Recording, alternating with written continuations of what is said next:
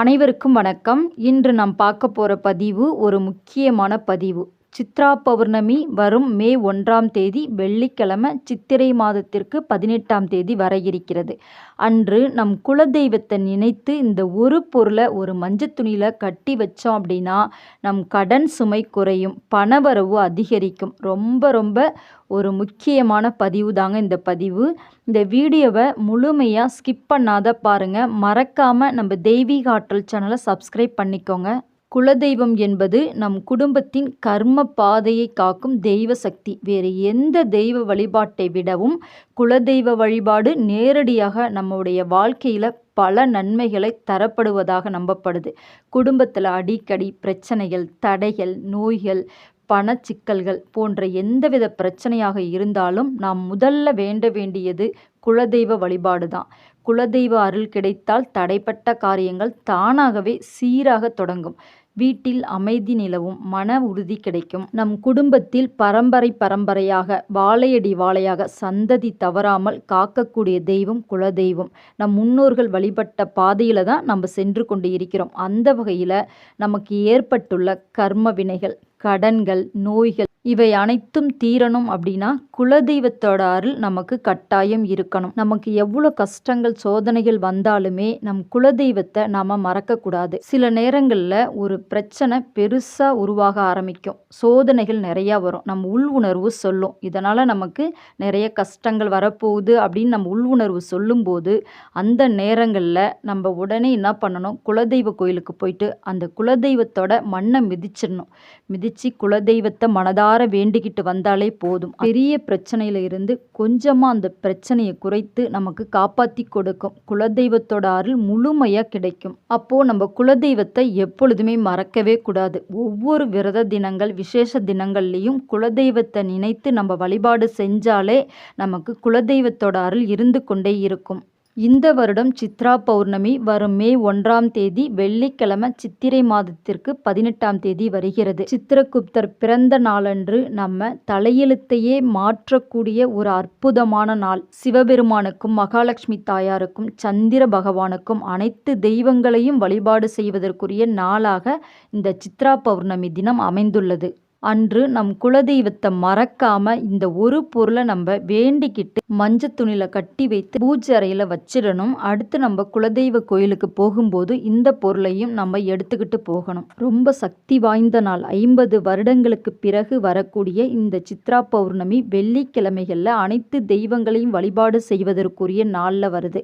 இந்த நாளில் நம்ம குலதெய்வத்தை மறக்காம வேண்டிக்கணும். சித்ரா பௌர்ணமி அன்று மாலையில் ஒரு 7 மணிக்கு மேலே நம்ம வீட்டில் விளக்கு ஏற்றி வைத்து குலதெய்வத்தை வேண்டிக் கொண்டு ஒரு மஞ்சள் துணி சதுர வடிவில் எடுத்து வச்சுக்கணும். மஞ்சள் துணி இல்லைன்னா காலையிலே ஒரு ஒயிட் கலர் துணியில் சதுர வடிவில் கட் பண்ணி மஞ்சள் தண்ணியில் நினச்சி காய வச்சு எடுத்து வச்சுக்கோங்க. அடுத்து முக்கியமான ஒரு பொருள், ஒரு நெல்மணியை வயலில் விதைச்சோம் அப்படின்னா 1000 நெல்மணிகளை நமக்கு தரும். அந்த நெல்மணிகள் நமக்கு உணவாக பயன்படுது. நமக்கு வற்றாத உணவு தானியத்தை கொடுக்கக்கூடிய ஒரு அற்புதமான பொருள் தாங்க இந்த நெல்மணி. உங்களுக்கு நெல்மணி நிறைய கிடைச்சிது அப்படின்னா ஒரு கைப்பிடி அளவு எடுத்துக்கோங்க. அப்படி இல்லைன்னா ஒரு ஸ்பூன் அளவு இருந்தால் கூட போதும். அப்படி இல்லைன்னா கடைகளில் ஒரு 10 ரூபாய்க்கு வாங்கிக்கோங்க போதும். சித்ரா பௌர்ணமி அன்று வெள்ளிக்கிழமை மாலையில் 7 மணிக்கு மேலே நிலவு ஒளி வந்த பிறகு சந்திரன் முழு நிலவாக தெரியும் போது இந்த பொருளை நம்ம முடிச்சு போட்டு வைக்கணும். நெல்மணி கிடைக்கல அப்படின்னா நாட்டு மருந்து கடைகளில் கிடைக்குது. கிராமங்களில் இருந்தால் பக்கத்தில் கூட வாங்கிக்கலாம். அப்படி இல்லைன்றவங்க கடைகளில் வாங்கிக்கிறது நல்லது. இரவு 7 மணிக்கு மேலே வீட்டு பூஜை அறையில் ஒரு விளக்கு ஏற்றி வைத்து, நீங்கள் குலதெய்வத்துக்குன்னு ஒரு விளக்கு வச்சுருந்தாலும் அதையும் ஏற்றி வச்சுக்கலாம். மஞ்சள் துணியை விரித்து வைத்து அதில் நெல்மணிகளை 1 ஸ்பூன் அளவு போட்டு அதை மூட்டையாக கட்டிக்கோங்க. மூட்டையாக கட்டிய பிறகு உங்கள் குலதெய்வத்தோட பேரை சொல்லுங்கள். 3 முறை சொல்லலாம் அல்லது 9 முறை சொல்லலாம். உங்களால் எவ்வளோ முறை, 108 முறை கூட நீங்கள் சொல்ல முடிஞ்சால் சொல்லலாம். உங்கள் குலதெய்வத்தோட பேரை 108 முறை சொல்லி மனதார முழு நம்பிக்கையோடு குலதெய்வத்தை வேண்டிக்கோங்க. உங்களுக்கு எந்த பிரச்சனை உடனே தீரணுமோ அந்த பிரச்சனையை சொல்லி குலதெய்வத்தோட பேரை சொல்லி என்னுடைய பிரச்சனைகள் தீரணும், அடுத்த பௌர்ணமிக்குள்ள கொஞ்சமாவது அந்த பிரச்சனையிலிருந்து நான் வெளியில் வந்து மகிழ்ச்சியாக இருக்கணும் அப்படின்லாம் சொல்லி வேண்டிக்கோங்க. நமக்கு குலதெய்வத்தை பேரை சொல்லும் போதே, இப்படிலாம் வேண்டும் போதே நம் கண்களில் கண்ணீர் வரும். முழு நம்பிக்கையோடு பிரபஞ்சத்தோட இணைந்து ஆழ் மனதில் நம்ம கேட்டோம் அப்படின்னா கண்டிப்பாக நம்ம கண்களில் இருந்து கண்ணீர் வரும்.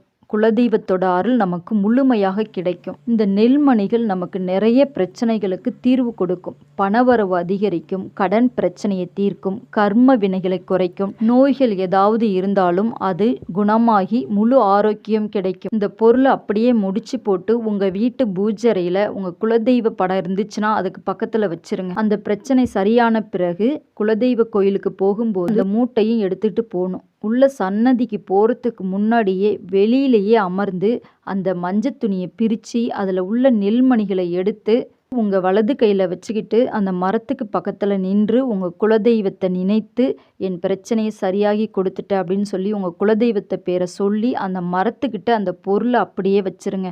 இந்த பொருளை ஏதாவது ஒரு காகமாக இருக்கலாம், புறாக்கள், எறும்பு எது வேணாலும் அந்த உணவாக எடுத்துக்கும். அதன் பிறகு கோயில் சன்னதிக்கு போயிட்டு உங்கள் மனதார நீங்கள் நன்றி சொல்லுங்கள் உங்கள் குலதெய்வத்துக்கு. என் பிரச்சனையில் இருந்து என்னை காப்பாற்றிட்ட அப்படின்னு சொல்லி உங்கள் குலதெய்வத்தை பேரை சொல்லி நன்றி சொல்லுங்கள். உங்களுக்கு மனசு முழுவதுமே ரொம்ப சந்தோஷமாக இருக்கும், நிம்மதியாக இருக்கும். இதை செய்கிறீங்க அப்படின்னா முழு நம்பிக்கையோட உங்கள் குலதெய்வத்து மேலே நம்பிக்கை வச்சு செய்யணும். 2 பொருள் தான், ரொம்ப சிம்பிளான பொருள் தான். ஒரு மஞ்சள் துணி, 1 ஸ்பூன் அளவு நெல்மணிகள், இவ்வளோதாங்க இந்த பரிகாரம் செய்யறதுக்கு. ரொம்பவும் அதிசக்தி வாய்ந்த ஒரு பொருள். இந்த பொருளை நம்ம வச்சு செஞ்சோம் அப்படின்னா நம்ம பிரச்சனைகள் குறையும்.